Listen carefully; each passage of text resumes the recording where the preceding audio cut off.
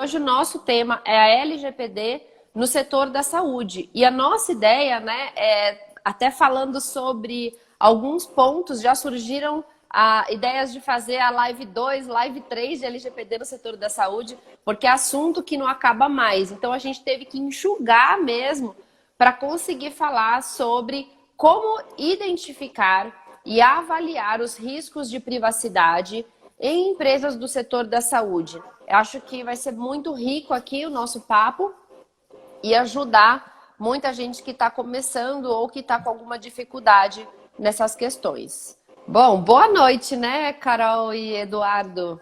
Fiquem à vontade, viu? Aqui é casa de vocês também. Vamos aproveitar hoje para falar bastante sobre esse tema. Boa noite, Denise. Obrigada pelo convite, Denise. É sempre bom conversar com você, trocar ideias. Nicolau também, a gente já fez uma live juntos, né, Nicolau? Nicolau tem muita coisa para agregar aí. Que bom! Legal, fico feliz de estar mais uma com vocês. Bom, só para dar um pano de fundo, né, para a nossa discussão de hoje, a privacidade, na verdade, é um assunto já que é tratado na área da saúde há muitos anos, né?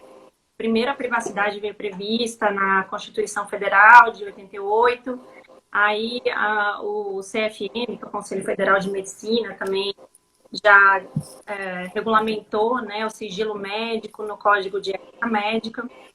E então não é um assunto novo na área da medicina, mas o que mudou, na verdade, não é nem só com a LGPD, mas também o cenário, né, em que o mercado médico está inserido. Antes, os dados eles ficavam ali restritos no consultório do médico, né? O paciente chegava no consultório, era atendido e o médico fazia uma fichinha, às vezes no papel mesmo. Então, o que ele precisava era cuidar daquele arquivo, né? Daquele prontuário médico que estava ali no consultório ou no hospital. Qualquer que seja o ambiente, né? Mas agora, com a tecnologia, o prontuário sendo eletrônico, ele pode viajar aí quilômetros e ir para qualquer lugar do mundo, né, em um clique. E também a complexidade das relações jurídicas também na área médica, acho que o Nicolau, ele está de prova aí, a complexidade aumentou muito, né? Hoje em dia, um hospital, ele tem uma ligação, né, de softwares com um laboratório, que tem, com a Anvisa, com a ANS, enfim. Por isso que eu acho que os riscos, é tão importante você avaliar os riscos, né, nessa área. Por mais que você já esteja habituado com essa parte de guardar o segredo médico, é importante que você saiba avaliar processo a processo aonde que estão os riscos ali. Mesmo porque, às vezes, o risco está disfarçado, né? Às vezes, um dado de paciente, um dado sensível, né, de saúde, ele está armazenado ali num equipamento que ele foi fazer um exame. Então, ali tem um risco associado àquilo, porque esse equipamento ele pode ir para um prestador de serviço fazer manutenção e tudo mais, e lá estão os dados, né? Muito bom. Acho que, né, essas questões que você falou de anteriores, né, que a gente já tem uma série de normas, de leis, regulamentações na área da saúde. E, de fato, a gente também sempre tem que falar, né, que a LGPD ela não vem para substituir nenhuma dessas normas, mas para agregar, né? Então, a gente não pode esquecer dessas outras questões quando estamos falando do cenário de proteção de dados. Com a entrada da LGPD não houve revogação de nenhuma norma, né? Então, ela vem, na verdade, normatizar e impor aí algumas questões que antes não existiam, né? E a fiscalização também, eu acho que é uma grande mudança. E a gestão disso não é fácil, né, Eduardo? Não, como a Carol comentou, né, tem bastante player no mercado. envolvido numa assistência de saúde, né? A gente fala de hospital, falamos de clínicas particulares ou compartilhadas, falamos de laboratórios, né? E às vezes não é um, são muitos, a depender do tratamento que se propõe. Então, o que precisa ser, e nós vamos com certeza debater aqui, é um olhar diferenciado para esses players, né? Luto na qualidade de parceiro da assistência de saúde a qual a entidade está imbuída, para poder efetivamente avaliar o seu risco, né? Temos parceiros e parceiros nesse mercado vasto, né? E o tratamento de dados vem a ser uma questão muito importante nesse momento, que precisa ser observada. Se ela não foi observada até então, ela precisa ser observada a partir de. Pois é, mesmo porque o sigilo e a confidencialidade é só um dos pontos, né? Não é tudo, e a gente precisa exatamente ter esse olhar sobre privacidade e proteção de dados com uma visão mais ampla. Inclusive, o nosso tema aqui hoje é justamente entender como avaliar e como identificar os riscos de privacidade e proteção de dados na área da saúde, né? Eu acho que em um primeiro momento, assim, falando um pouquinho, né, em relação aos projetos em geral, a gente tem alguns momentos, né? Em que momentos que a gente faz essa avaliação? Carol, se você quiser falar um pouco sobre isso, e depois o Nicolau fala para a gente em que pé que ele está lá e os desafios da área. Eu acho que o primeiro ponto é sempre entender os processos e entender os processos em cada detalhe, né? Desde o momento que o dado é coletado até o momento do descarte. Em alguns lugares não existe o descarte, né? Então, e agora tem que passar a existir, porque pela lei agora você só pode manter o que você tem alguma base legal, tem alguma justificativa, né? Para poder manter os seus arquivos. Então, esse primeiro ponto seria o mapeamento dos dados, né? E isso a gente faz assim, conversando com as pessoas de cada área, entendendo o processo, de onde o dado veio, para onde o dado vai, de que forma ele é armazenado, se e como esse dado é descartado também. Uhum. Então, nesse primeiro momento, é um momento que tem maior, para mim, pelo menos, assim, o maior trabalho, tá? Porque se você, a partir do momento que você faz um mapeamento bem feito, você consegue entender ali os seus riscos, né? Verdade, num diagnóstico, né? O primeiro passo de identificação num diagnóstico. E aí eu acho que o Nicolau vai poder também falar para a gente sobre os outros momentos, né? Porque para você conseguir entender os riscos, você precisa avaliar o ciclo de vida do dado na empresa. Como ele é coletado, como ele é compartilhado, como ele é armazenado, como ele é tratado, como ele é descartado.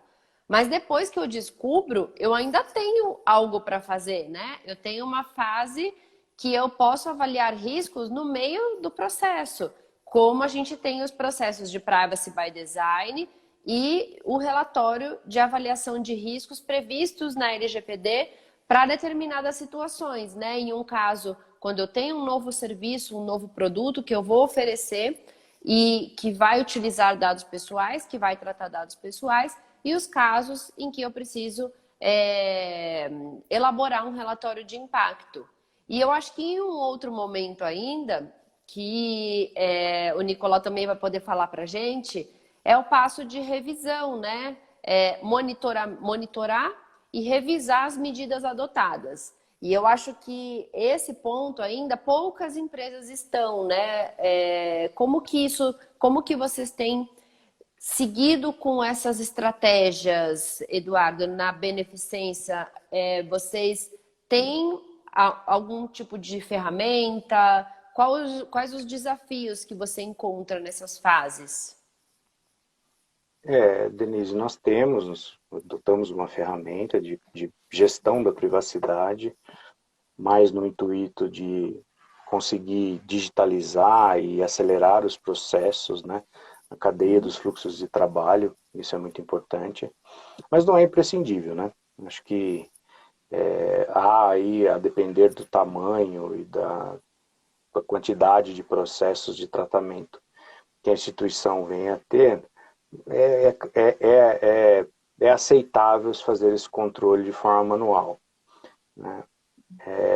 Tem sim, acho que o que a Carol comentou, de fazer um mapeamento muito bem feito dos processos de tratamento para a identificação dos riscos iniciais, ele é muito importante, né? O que eu gosto de frisar sempre é a LGPD, ela não está aqui só para o mundo do digital, ela também está para o mundo físico, e no mercado da saúde temos muita empresa, muita instituição que ainda se utiliza do meio físico, né, do prontuário médico impresso, do exame impresso, dos atendimentos registrados de forma impressa, né, e que tem uma guarda aí longa, né? Você tem pelo menos aí 20 anos de armazenamento que você precisa conter. E esse universo aí físico de papel precisa ter um olhar diferenciado, porque ele também é objeto da lei, ele também não pode ter um acesso indevido, ele também não pode sofrer um vazamento, né? Apesar de ser mais difícil, né, você pode roubar milhares de informações digital a um piscar de olhos, né? E levar milhares de papel é um pouco mais difícil, né? Mais pesado e mais custoso. Mas sim, pode acontecer, né? E a depender do papel que você teve esse acesso indevido, isso pode trazer aí um dano, a depender do titular, pode ser um dano considerável, né? Então tem essa identificação do risco, daquilo que já foi feito. Tem os Privacy by Design, né? A gente tem percebido uma digitalização do mundo da integração, do mundo da saúde muito grande, né? Todo mundo hoje usa aí um smartwatch que tem coleta de dados biométricos aí, ou dados relativos à saúde, ao seu comportamento, que está sendo ali compartilhado com a Samsung, com a Apple, com diversos outros aplicativos, que tem seu batimento cardíaco, tem alguns monitores de glicose, tem outros, né? E que você fala, não, eu só peguei aqui uma pulseirinha bacana, digital, e que você não sabe que por trás disso tem um grande compartilhamento, e como isso é feito, se é feito de forma segura ou não. Isso, de alguma forma, esbarra hoje nas instituições brasileiras, né? Há os nossos pedidos, há as nossas companhias que se valem desses dados, né? Não é todo, ainda não está muito difundido, mas existe um padrão internacional de comunicação, de padronização de dados, de interoperabilidade em saúde, e isso, obviamente, é o caminho natural. Então, amanhã, talvez você tenha o seu médico, né, aquele velho médico da família, né, que vai ser um médico que vai estar acompanhando à distância seu batimento cardíaco, seu monitoramento de glicose, sua atividade física, em tempo real, através de uma troca de informação. E tudo isso passa pelo Privacy by Design. Hoje você precisa fazer com que, conscientizar com que a instituição passe por uma correta avaliação de riscos, através do Privacy by Design, primeiro para implantar esses processos de forma adequada, com as medidas de segurança e privacidade que realmente necessitam ser implantadas, né? E segundo, para que você monitore riscos. Acho que tem riscos que são mitigáveis e eliminados, e tem riscos que precisam minimamente serem assumidos e acompanhados, né?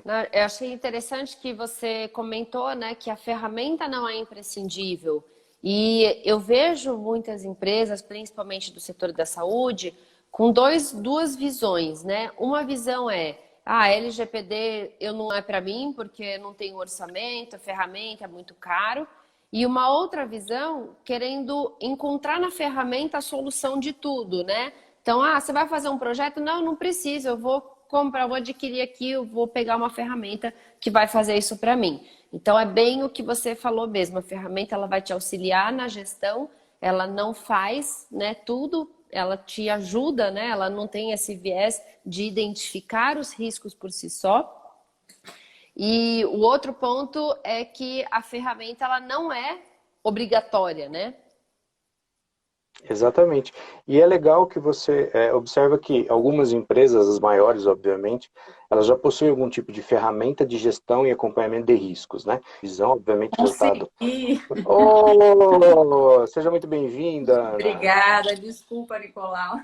não estava conseguindo com nenhum perfil, entrei no perfil do escritório para falar um pouquinho com vocês aqui. Mas não vou atrapalhar, continuem, é um prazer estar aqui com vocês. Legal, muito bom.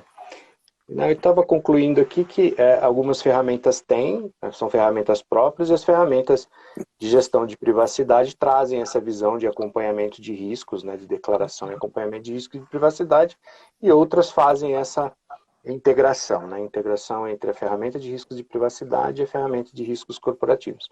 O que é importante saber, e as empresas precisam fazer, desde o consultório micro de um médico individual na saúde até um laboratório ou uma entidade de saúde aí, de um tamanho muito grande, é que os riscos precisam ser monitorados. Você precisa ter ciência daquilo e acompanhá-los de perto. Uma ferramenta ajuda muito, e plotar isso aos riscos corporativos, principalmente aquele dano que pode afetar a sua imagem, e com certeza afetará, é muito importante, né?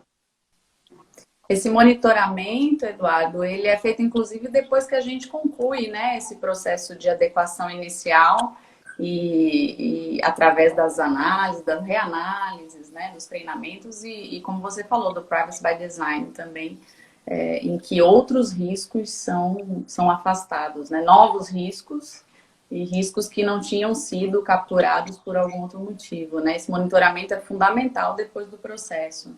A LGPD não é um processo de adequação que você tem começo, meio e fim. Né? Ela não acaba e agora que eu fiz, eu me adequei, tchau. Não é isso, é um processo contínuo. O Privacy by Design está aqui para mostrar isso, né?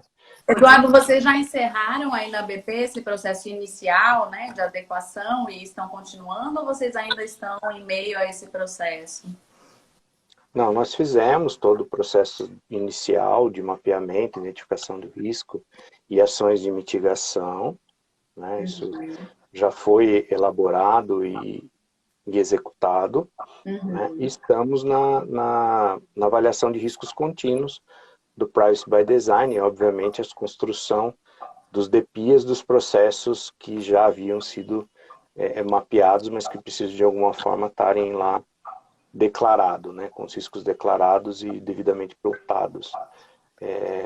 E o que é mais importante na cultura do risco, a depender do tamanho da instituição, uma instituição desse tamanho, por exemplo, é você trabalhar muito a cultura, né? A cultura das pessoas tomarem consciência de que há uma área de privacidade que está aqui para te auxiliar a identificar esses riscos e implantar o processo da melhor forma possível. Senão os processos são criados, produtos são lançados e a gente vai colher lá um dano muito grande. Se as pessoas não contarem, não há como você monitorar 100%, né? E na área da saúde, né, quando a gente participa desse processo nos clientes, a gente vê que, por mais que a área da saúde já tenha uma cultura de sigilo médico, né, de sigilo por conta dos dados sensíveis ali de saúde, ainda não há uma consciência em relação a essa privacidade, essa proteção do dado pessoal geral, né? O nome, o RG, do que é dado pessoal e o que não é e não precisa de proteção. É muito focado no prontuário, né? Exatamente. Né? E a gente tem um banco de dados enorme em vários outros, né, setores. O prontuário é o fim, né? Pois é o fim. O prontuário é o fim. O Eduardo deu uma notícia boa para todo mundo, né? Que o diagnóstico acaba, gente, né? Não é... Às vezes, quando a gente começa o mapeamento, a gente acha que não vai ter fim nunca e que a gente vai viver nesse processo, que alguém vai acordar e lembrar de mais alguma informação, né? Então, teve uma boa notícia. Acontece também, Denise, aconteceu até recentemente com um cliente nosso. A gente fez o data mapping, avaliação de riscos, aí relatório final.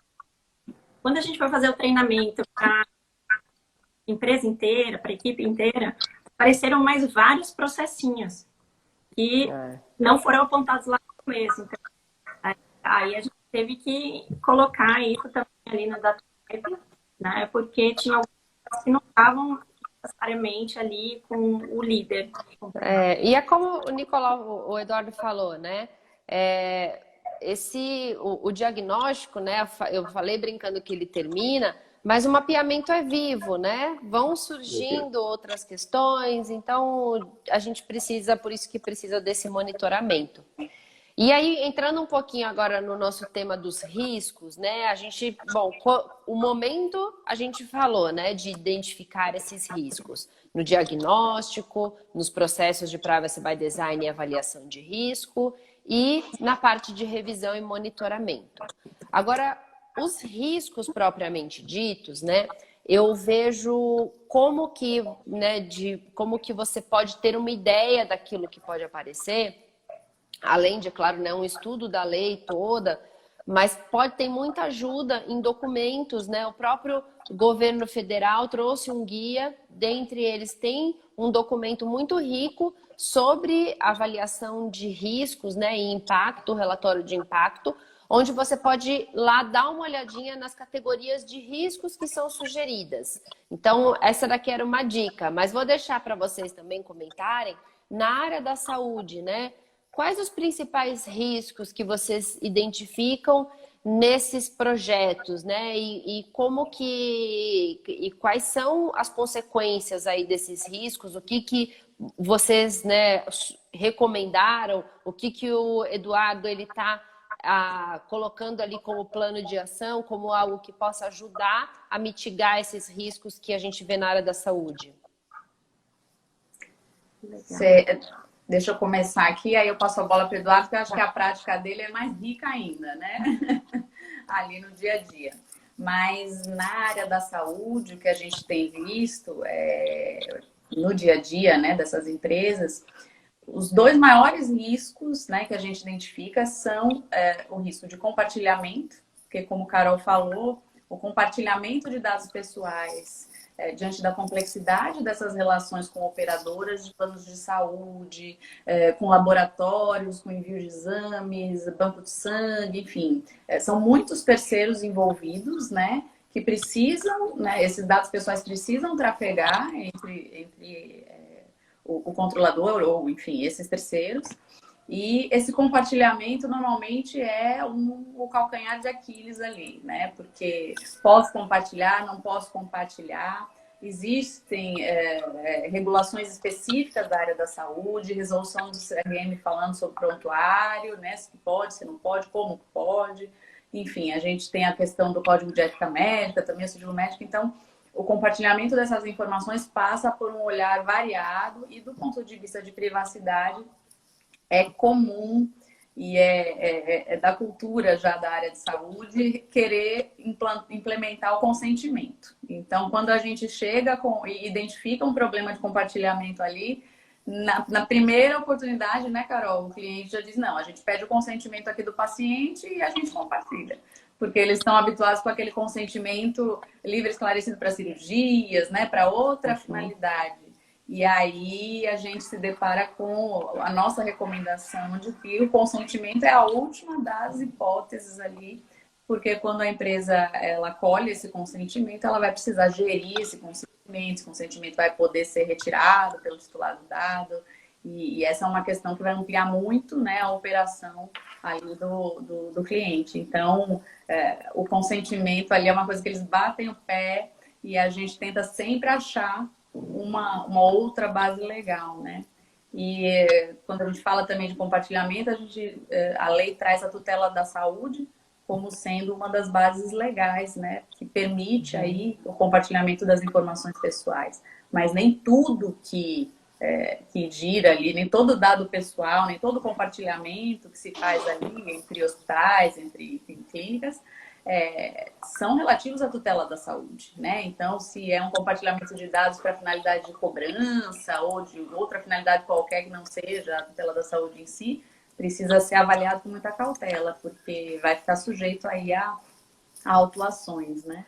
E só um comentário, Ana, para não sair aí dessa sua fala, O cuidado da tutela da saúde é que é para procedimento realizado por profissional da área médica, né? Então, Exato. você não pode falar que a tutela da saúde, você vai tratar o dado ali na recepção, você vai fazer alguma outra atividade, né, por alguém que não tem esse dever de sigilo. Então, tem que tomar muito cuidado também. Exatamente. Precisa analisar cada processo ali da linha, né, do data mapping com muito cuidado. E um outro risco que eu apontaria como um dos principais que a gente encontra, né, nesses processos e nessas empresas que lidam com saúde é o risco de segurança. Né? A gestão de acesso, principalmente. Normalmente os acessos aos dados pessoais são amplos e restritos. Então, a gestão de acesso, eu imagino que o Eduardo vai confirmar aí que é uma das ações do plano, né?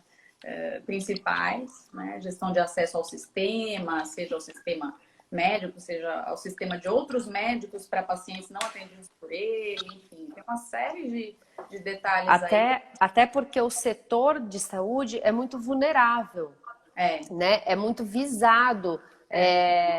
Nos últimos anos, aí desde 2018, a quantidade de ataques hackers, de vazamentos no setor da saúde é infinitamente maior do que qualquer outro setor, né? Eu acho que ele chega a ultrapassar, inclusive, o setor financeiro, porque o setor financeiro, ele tem o Banco Central regulamentando essas questões de segurança. Então, ele sempre teve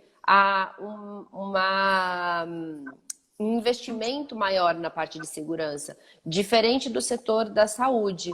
Então, Eduardo, se você puder falar um pouquinho para a gente, né? Eu acho que essas duas questões devem estar aí no seu chapéu, né? O compartilhamento de dados e as ações voltadas para a segurança no hospital. Como que vocês têm feito? Exatamente, né? O problema no hospital, principalmente, a gente não tem só o problema do acesso a determinada informação, né? A gente tem um problema mais amplo, que é o problema do acesso físico das pessoas, né? Então você não tem só o paciente, o médico, né? Ou o enfermeiro. Você tem o paciente, o médico, o acompanhante, o visitante, essas pessoas têm que ter acesso físico à instituição, né? E uma vez dentro da instituição, transitam pelos corredores que, obviamente, trazem aí algum tipo de fragilidade de parar dentro e acessar um computador de um corredor que esteja lá sem lock ou disponível sem vigia, né? Então você tem um comportamento e a saúde ela nunca foi muito visada, não só pelos regulamentos, por exemplo, que tem na instituição da saúde, instituição financeira, né? A instituição financeira ela era muito visada até pelo volume financeiro que se podia desviar de lá, né? Mas se entendeu que a área de saúde não tinha os requisitos, né? No passado, os requisitos de segurança tão bem elaborados que facilitava as invasões, os worms, os sequestros de dados e outras coisas desse tipo, né? Então se valiam disso. Eu acho que há um desafio grande, cada instituição é de uma forma, né? Os profissionais da saúde, eles estão voltados 100% para assistência pessoal e deve ser assim, né? Acho que qualquer um de nós que entrarmos aí com debilitados dentro do hospital, queremos que as pessoas se preocupem em nos atender fisicamente ali na nossa assistência e não lá no meu papel, no meu prontuário. Acho que essa é a preocupação. E o médico tem isso também. Você não consegue fazer um controle muito rigoroso em cima de um acesso, ou, por exemplo, de um tempo de login que se expira, porque ele pode estar dentro de um procedimento, né? Ele está lá conversando, consultando, analisando e imputando os dados num sistema, né? E nesse meio esse sistema vai fechando, então você tem que ter uma análise muito, muito criteriosa sobre como gerir esse acesso, esse tempo, né? E contando também com os acessos físicos que, obviamente, podem transpor aí alguma informação indevida. O compartilhamento, como mencionou bem a Ana, é um desafio muito grande, né? Acho que vai ter aí umas regulações um pouco mais específicas e padrões melhor estabelecidos, principalmente no mercado de saúde. Então, como eu estava dizendo, esse guia, né, do CNS, que até a Denise citou, ele é bastante rico, né? É um guia bastante rico. Acho que ele tem várias dicas para as empresas se adequarem, até mesmo as empresas públicas, né? A gente vê assim, tem clientes que falam assim, mas as empresas ainda não estão preparadas, né, para cumprir a LGPD. Mas então, você tem que se preparar para você cumprir a sua parte e daqui a pouco eles que venham atrás de você, né? E não você sair correndo atrás do prejuízo. Então, acho que daqui a pouco os órgãos públicos vão realmente exigir que as empresas médicas estejam bem adequadas e tenham os seus processos monitorados, com os riscos monitorados, né, e mitigados também. Alguns clientes já receberam cartas, né, de órgãos públicos, mas muito incipientes ainda, dizendo, olha, me informe, me declare que você está adequado. E aí o cliente fala, como eu vou declarar se eu não estou, né? Estou em processo, tal. Então a gente precisa aí administrar essas situações também. E recentemente, Carol pode dar um testemunho aí que participamos de um incidente, como o Nicolau falou, um incidente ocorrido, que graças a Deus a empresa estava muito bem preparada tecnologicamente, né? Então não houve prejuízo maior.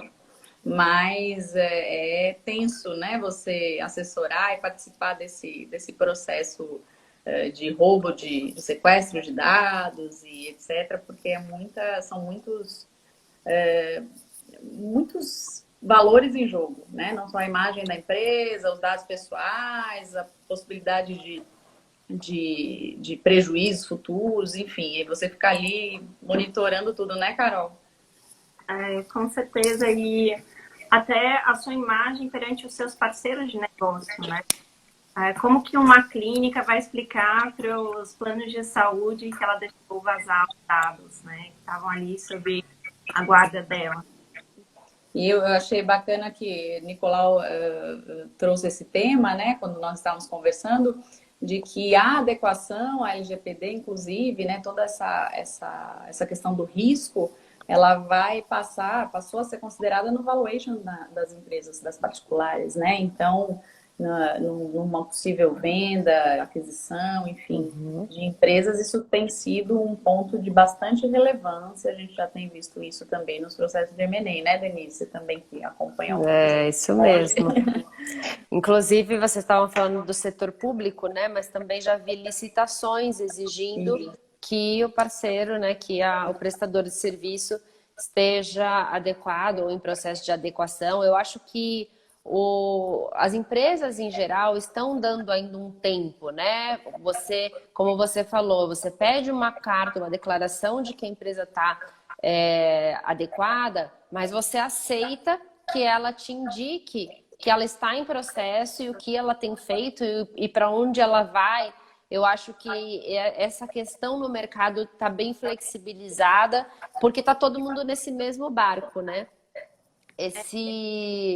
Essas questões do risco, do compartilhamento, ele vai envolver tudo isso que a gente estava falando, né? Vocês estão comentando dessa fase de adequação, mas essa necessidade, essa exigência, tanto em operações de fusões e aquisições, licitações, parceiros, qualquer outro tipo de contratação, o mercado exigindo essa adequação e você precisando se adequar, porque é um efeito dominó, né? Se um não está adequado, ele sai derrubando todo mundo com quem essas informações são compartilhadas. Então, desses que vocês citaram, eu também vejo como principais riscos, né?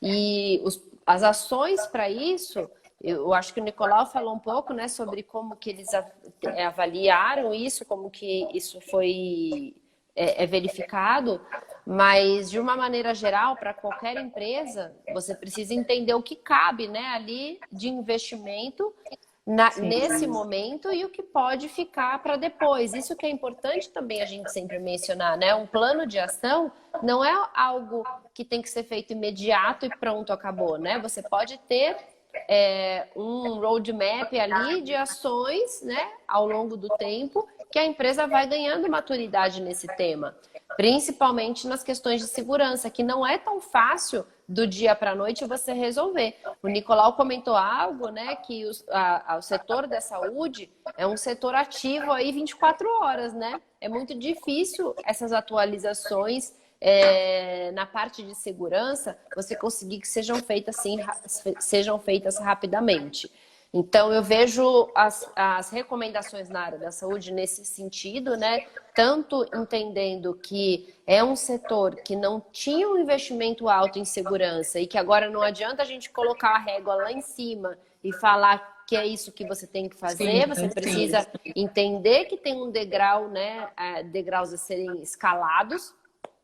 E com relação à parte de compartilhamento, você mapear muito bem no diagnóstico quem são os seus terceiros com quem você compartilha as informações, entender como que esses parceiros estão se adequando, colocar cláusulas nos contratos para definir bem as responsabilidades e obrigações das partes. Como o Eduardo comentou, a gente tem uma necessidade de compartilhar, né? Muitas vezes por uma obrigação legal, mas às vezes para o próprio atendimento, para a própria prestação dos serviços, né? Eu preciso compartilhar informações do hospital, com a clínica, com o plano de saúde, com a empresa que tem os seus funcionários. Então, essas informações, esse compartilhamento, ele faz parte da operação das empresas do setor da saúde. Mas não é porque faz parte que eu posso compartilhar e esquecer de todo o resto, né? Todo mundo tem as suas responsabilidades em relação à privacidade e proteção de dados. Além dessas questões do risco, de avaliação, né? A gente falou aqui do momento de identificar alguns dos principais riscos, mas o Eduardo comentou mais por cima, e esse ponto que a gente comentou também, Ana, de questões de fusões, licitação, ele vai seguir muito nisso, e eu achei muito interessante, desde aquela nossa conversa lá mais informal, que foi o que você faz, né? Você avaliou o risco, você tem um plano, você vai executar esse plano, você vai monitorar, e nesse monitoramento, o que o Eduardo falou foi de você incluir esses riscos dentro, né, dos riscos corporativos. Você seguir realmente com essa visão. Como que vocês veem isso, né? Se vocês puderem explicar um pouco mais, até, Eduardo, se você quiser explicar um pouco, e a Ana Carol complementam.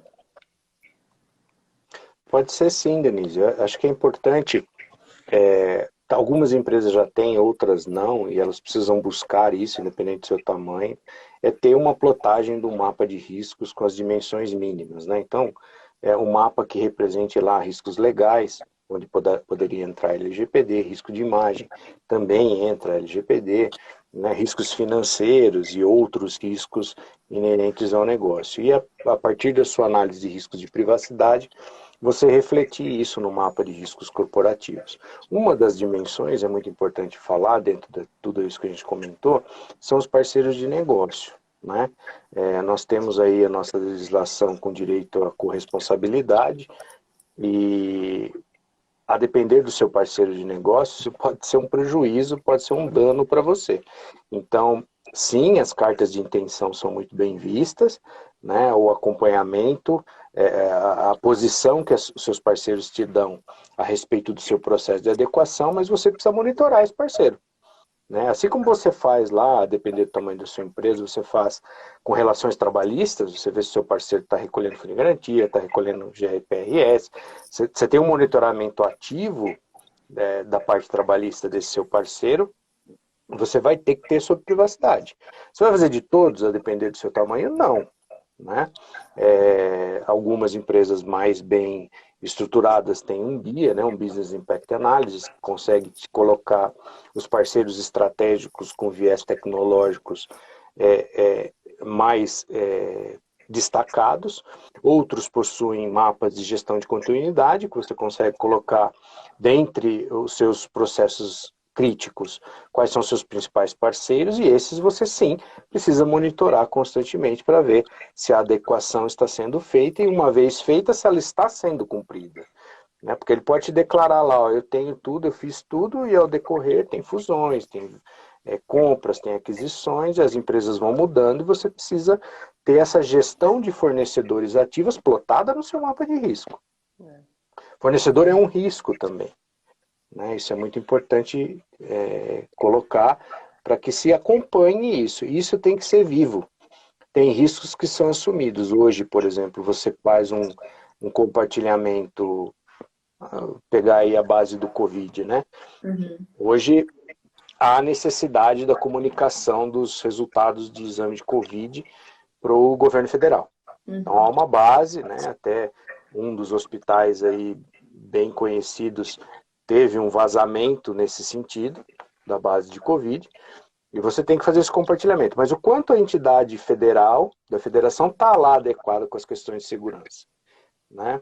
Porque uma vez tem a invasão lá, tem a invasão aqui, tem a invasão no trânsito dessa informação, né? Tem aonde essa informação é roubada. E lá, qual é a sua ação em cima do ente do governo? Provavelmente muito pequena.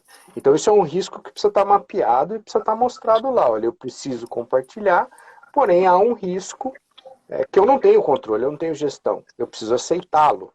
Né? Eu tenho ações contenciosas pós, mas não nesse momento. Né? É bem colocado, porque quando a gente fala do setor privado, a gente destaca até a necessidade de incluir nos contratos essas cláusulas que prevêem desde uma fiscalização aleatória até uma auditoria completa, né? A possibilidade de um auditar o outro, né? Principalmente o controlador auditando o operador. E quando você contrata com o governo é diferente, né? Você não tem tanta gerência assim sobre as exposições do contrato. Então, realmente tem que ser um risco ali pontuado e aceito, como você bem disse. E essas previsões de due diligence, elas estão puxando o mercado, né? Porque o pequeno que presta um serviço para um grande no mercado de saúde, ele está sendo exigido, né, da adequação. E aí, complementando a colocação feita sobre os manuais aí, né, o manual da CMS ou do CFM, a NPD, ela tem um guia de due diligence no site da NPD.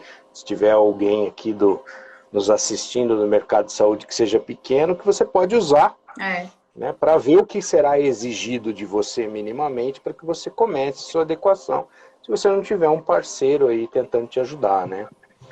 O que eu ia falar, Denise, é que hoje em dia, como você disse, muitas empresas ainda declaram que estão no processo de adequação, né? E isso é aceito no mercado.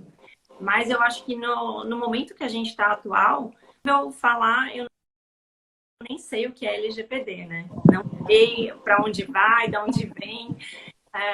Então, as empresas têm que ter pelo menos isso no radar, tem que estar com essa preocupação e o olhar voltado para a privacidade.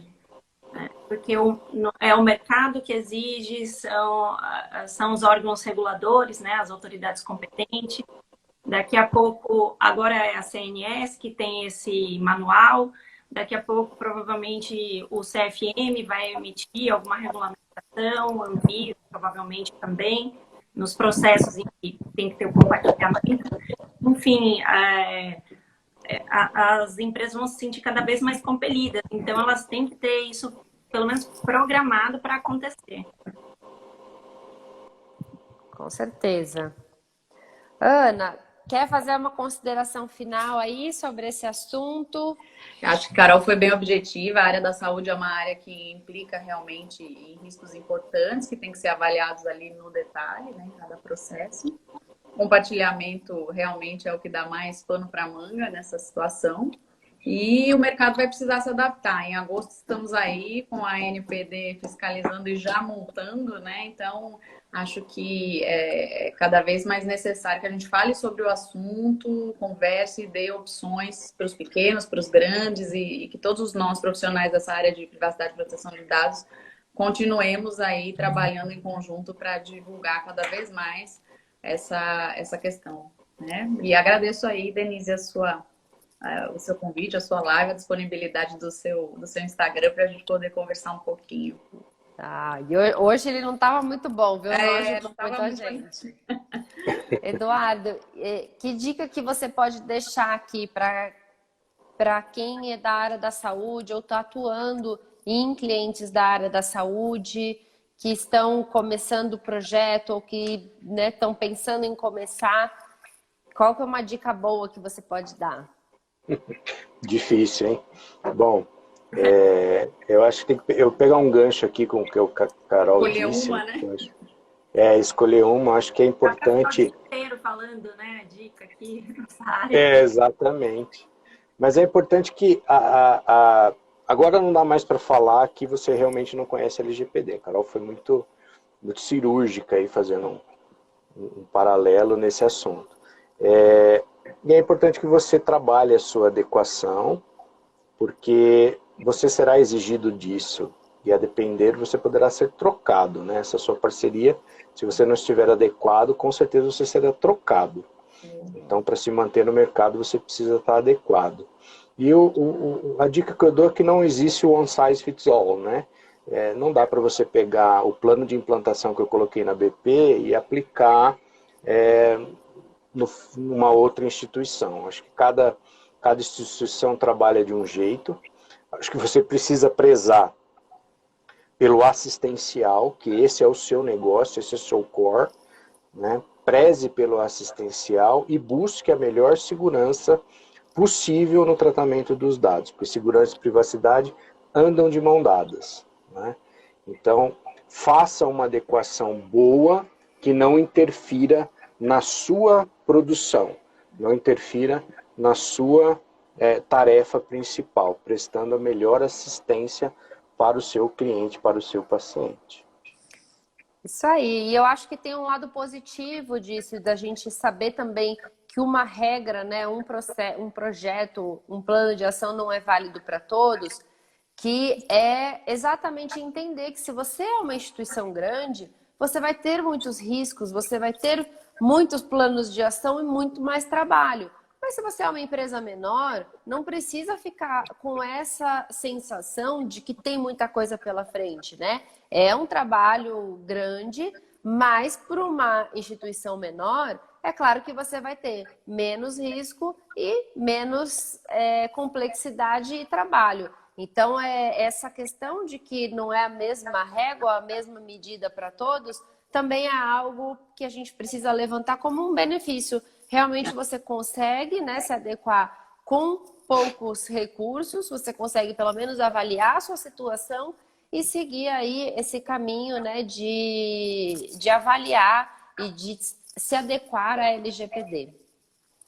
Gente, muito obrigada, boa noite, foi muito bom o nosso papo. Denise, muito obrigada. Boa noite, gente. Obrigada. Boa noite, gente. Grande beijo. Obrigado. Obrigada, Eduardo, pela presença também. Tchau, Aguarda tchau. a próxima, hein? Tem A muito próxima. assunto. Ah, temos mesmo. As próximas.